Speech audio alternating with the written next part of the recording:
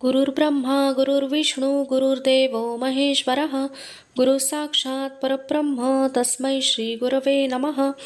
रसिक श्रोत्यांच्या चरणी सादर नमस्कार. आजची 6वी कथा तीर्थयात्रा.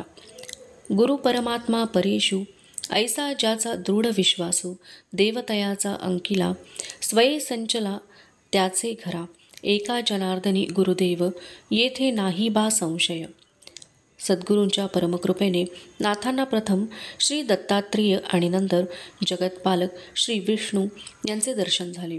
सद्गुरूंची कृपा होतीच, त्याबरोबरीने नाथांची ईश्वर आणि सद्गुरूंवर दृढ श्रद्धा होती. नाथांची प्रगती जनार्दन स्वामी अवलोकत होते. आता या शिष्याला जनमानस जाणून घ्यावे लागेल, तीर्थयात्रा करून समाज निरीक्षण करावे लागेल, मग तो जाईल आपल्या घरी आजी आजोबांकडे. स्वामी विरक्त खरे, पण नाथाने मात्र जीव लावला खरा. पोरवयात आलेला नाथा तीर्थयात्रेला जाणार आणि तिथून थेट पैठणला. लक्ष्मीबाई अस्वस्थ झाल्या. आरंभीच्या काळात या पोरानं झाडलोट केली, उष्टशेण केलं, काय केलं नाही. लक्ष्मीबाईंना नुसत्या कल्पनेनेच भरून आले. स्वतः जनार्दन स्वामी नाथांबरोबर नाशिक त्र्यंबकेश्वरपर्यंत जाणार होते. तीर्थयात्रेला निघण्याचा दिवस उजाडला. नाथांनी घरातील इतर मंडळींचा निरोप घेतला. नोकर चाकर मंडळी ही गहिवरून गेली होती. या पोराने आपल्याला नकला करून गंमत चम्मत करून हसवले. वरकरणी करमणूक करणाऱ्या काव्यरचना करत असे हा. पण त्याच ओळी पुन्हा पुन्हा आठवल्या की वेगवेगळ्या अर्थांची जाणीव होत असे. इतक्या लहान वयात किती हे ज्ञान!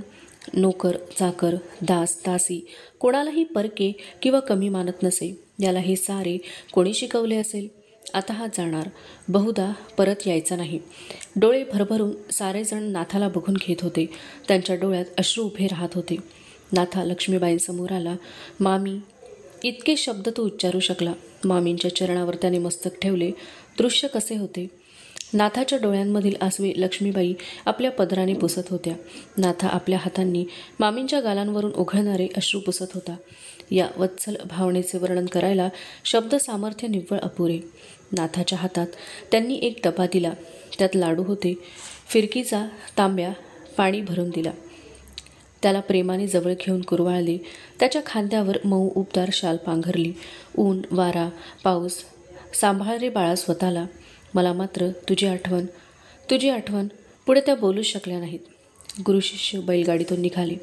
देवगिरीच्या पंतांची गाडी. गावागावात स्वागत होईल.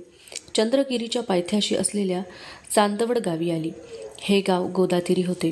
तेथे चंद्रभट नावाच्या एका ब्राह्मणाचा आश्रम होता.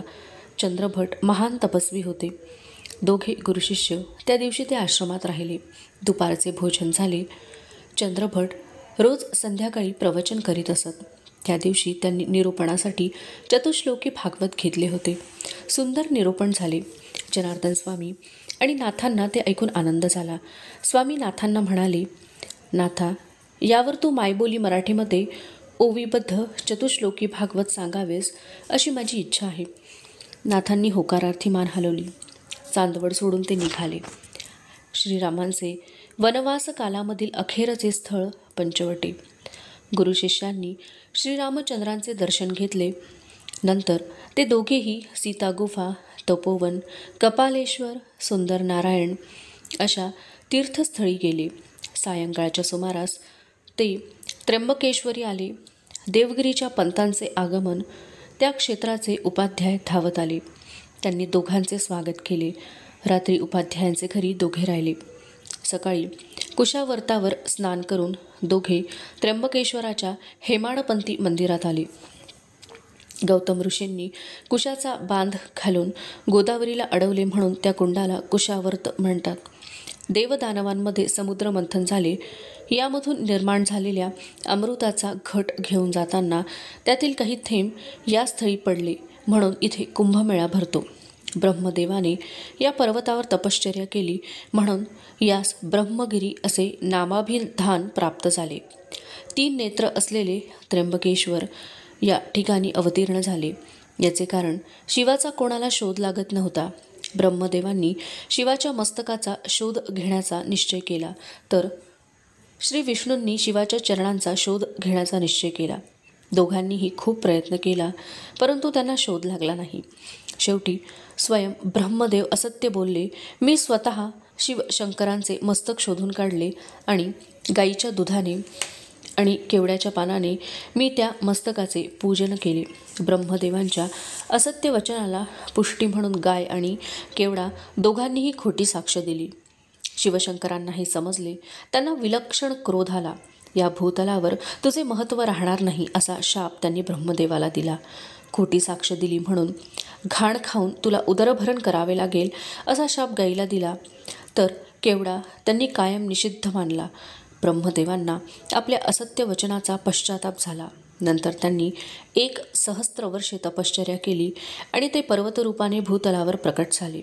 हाच तो ब्रह्मगिरी. याला सव्य प्रदक्षिणा घातली तर पूर्वजन्मातील पापांपासून मुक्ती लाभते. जनार्दन स्वामी आणि एकनाथ दोघांनीही निवृत्तीनाथांच्या समाधीचे दर्शन घेतले. निवृत्तीनाथांच्या समाधीचे दर्शन घेतल्यानंतर नाथांनी चतुश्लोकी भागवताला मायबोलीतील ओवीबद्ध निरूपणास आरंभ केला. अहमेवासमेवाग्रे नान्यद यत् सदसत् परम पश्चादहं यदेतच्च योवशिष्येत सोऽस्म्यहं. मीच एक असुळ विसुळ, मीच एक सकळा सकळ, मीच एक सूक्ष्म स्थूळ, ते स्वरूप प्रांजळ परमेष्टी. सृष्टीपूर्वी मी निजस्वरूप, शुद्ध ब्रह्म निर्विकल्प, स्वानंदकंदस्वरूप, पूर्णत्वे अमूप मीची स्वय. ऋतेर्थं यत् प्रतीयेत न प्रतीयेत चात्मनि तद्विद्यादात्मनो मायां यथा भासो यथा तमः. मी परमात्मा जो अधिष्ठान त्या मज सत्यार्थाते न देखून जे जे देखीजे द्वैतभान ते माया जाण विरंची. कनक बीज जसे सेवून पुरे तव आप आपणा विसरे. मग नसती देखे नानाकारे व्याघ्र वानरे ससे मासे. यथा महांती भूतानि भूतेषुच्चावचेष्वनु प्रविष्टान्यप्रविष्टानि तथा तेषु न तेष्वहं. जो मी परमात्मा ऋषिकेशी न रिघोनी रिघालो सृष्टेसी नातळूनी चाळी जगासी हे दृष्टांतेसी स्थिती सांगो. येथे महाभूते जैसी उच्च नीच देहा सरीसी प्रवेशली दिसती कार्येसी कारणस्थितीशी अप्रविष्ट. सागरू पाहता दृष्टी उठती कल्लोळाचिया कोटी. तो सागर कल्लोळाच्या पोटी केवी उठा उठी सामावेल. एतावदेव जिज्ञास्यं तत्व जिज्ञासूनात्मनः अन्वय व्यतिरेकाभ्याम यत् स्यात् सर्वत्र सर्वदा. कारणापासून कार्य अभिन्न या नाव अन्वय जाण. कार्य मिथ्या सत्य कारण हे व्यतिरेक लक्षण विधात्या.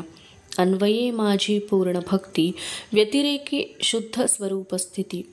साधक स्वये साधीती त्यासी स्वरूप प्राप्ती अविनाशी. अध्यात्म रहस्य असलेले हे चतुश्लोकी भागवत प्रथम आदिनारायणांनी ब्रह्मदेवांना सांगितले. ब्रह्मदेवांनी देवर्षी नारदांनी जगद्गुरू व्यासमुनींना कथन केले. महर्षी व्यासांनी त्याचा 12 स्कंधात विस्तार केला. व्यासांनी संपूर्ण श्रीमद भागवत महापुराण शुकाला सांगितले. शुकाने ते राजा परीक्षितला सांगितले. सद्गुरूंच्या इच्छेनुरूप नाथांनी मराठीत ओवीबद्ध ग्रंथ लिहिला. सद्गुरू धन्य झाले. त्यांनी नाथांना पुढील तीर्थयात्रेचा क्रम सांगितला. त्यांच्यावर किल्लेदार म्हणून एक मोठी जबाबदारी होती. त्यांना देवगिरीस परतणे क्रमप्राप्त होते. सद्गुरूंचा निरोप घेऊन नाथ गहीवरून गेले. त्याच्या मुखावरचे भाव पाहून जनार्दन स्वामी म्हणाले, नाथा, माझ्याकडे आलास तेव्हा केवळ एक शिकायला आलेला चुणचुणीत पोर म्हणून तुझ्याकडे पाहिलं. तू बघता बघता काव्यरचना करायचास. तुझ्या ठाई विलक्षण प्रतिभा आहे हे ठाऊक झालं. तू भानुदासांचा पणतू. भक्ती परंपरा इतकी तेजस्वी. तुझी एकाग्रता, तुझी ग्रहणशक्ती, तुझी गुरुनिष्ठा, तुझी संपूर्ण समर्पण वृत्ती सारच अलौकिक. तुझ्यासारखा शिष्योत्तम मला लाभला हे माझं भाग्य. मी माझ्या कर्तव्यपूर्तीसाठी निघालो आहे. तू तीर्थयात्रा संपन्न कर. मी सदैव तुझ्याबरोबर आहे याची खात्री बाळग. नाथांनी सद्गुरूंचे आशीर्वाद घेऊन पदभ्रमण सुरू केले. पयोषणी, नर्मदा, तापी, गंगा, यमुना, कावेरी, तुंगभद्रा अशा पवित्र सरितांमध्ये स्नानानुभव घेतला. अष्टविनायकांच्या स्थानी जाऊन त्यांनी गणेश दर्शन घेतले. 12 ज्योतिर्लिंगाची यात्रा केली. गोकुळ, मथुरा, वृंदावन अशी श्रीकृष्णाच्या पदस्पर्शाने पावन झालेल्या तीर्थक्षेत्रांची यात्रा केली. गया, प्रयाग, काशी अशी त्रिस्थळी यात्रा केली. त्यानंतर नाथ बद्रिकाश्रमी आले. भगवान श्रीकृष्णांनी निजधामी जाण्यापूर्वी उद्धवाला बोध केला आणि भागवत धर्माचे आचरण करण्यासाठी ज्या स्थळी पाठवले ते स्थळ म्हणजेच बद्रिकाश्रम. नंतर नाथ द्वारकेला गेले. तेथून ते नरसिंह मेहता यांच्या जुनागड येथे आले. जुनागडानंतर ते गिरनार पर्वतावर आले. नंतर ते डाकोराला आले. तेथे त्यांनी श्रीकृष्ण दर्शन घेतले. नाथ पवित्र नद्यांमध्ये स्नान करत होते. ठिकठिकाणच्या देवदेवतांचे दर्शन घेत होते. समाजाचे निरीक्षण करत होते. तीर्थस्थानी मंदिरात पत्थराची सगुण साकार मूर्ती, मंदिराच्या दारी भिक्षेकरी, पूजा, अभिषेकासाठी धनाची मागणी असे चित्र होते. कर्मकांडाचा बागुलबुवा केला जात होता. राज्य तर परकीयांचे होतेच, शिवाय आमच्यातही जातीभेद होताच. जीवन जगणेही अवघड असलेले भयंकर दारिद्र्य. भगव्या वस्त्राचे मूल्य न जाणता ते परिधान करून स्वार्थ साधणारे ढोंगी साधू. उच्च नीच, गरीब श्रीमंत अशा भेदांची कमी होती की काय? कोणी देव संपूर्ण शाकाहारी तर कोणा देवाला मांसाचाच नैवेद्य लागतो. नैवेद्य देवाला, आहार मात्र माणसाला. पाषाणाची करुणी मूर्ती स्थापना करीती द्विजमुखे, तया म्हणता ती देव विसरूनी देवाधिदेव. मारिती पशूंच्या दावणी, सुरापाणी आल्हाद जया. आमुचा देव म्हणती भोळा, पहा सकळा पावतसे. ऐशा देव म्हणेन कोणीही, एका विनवी जनार्दनी. लोकांमध्ये देवाविषयी प्रेम नाही असे तरी कसे म्हणावे? तीर्थक्षेत्रामध्ये प्रचंड गर्दी. भाविक स्त्री पुरुषांची प्रत्येक ठिकाणी दाटी होती. पण मन खरोखर देवाचरणी होते? तीर्था जाती उदंड, त्याचे पाठी मागे तोंड. मन वासना ठेवूने घरी, तीर्था गेली भांडखोरी. गंगेत मारिता बुडी, मन लागले बिऱ्हाडी. नमस्कार करिता देवासी, मन पाय पोसा पाशी. लवकर करी प्रदक्षिणा, उशीर झालासे भोजना. एका जनार्दनी स्थिर मन, नाही तव काय साधन.